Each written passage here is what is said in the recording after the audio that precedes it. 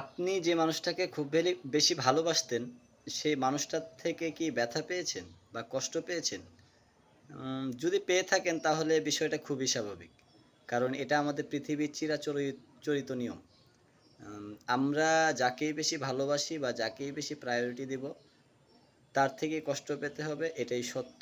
এবং এটা নিয়ে অনেক ধরনের মোটিভেশন স্পিকার যারা আছে, তারা অনেক সময় অনেক ধরনের কথাই বলে থাকেন।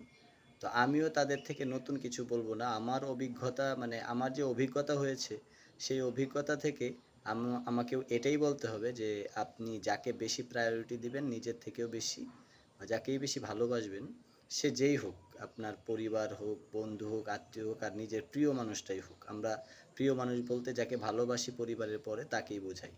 সেই মানুষটা হলেও আপনাকে কষ্ট পেতেই হবে। আর এটা তাদের বোধগম্য নয়, তারা বুঝবে না এই বিষয়টা। যে আসলে একটা মানুষকে কষ্ট দিলে কেমন লাগে।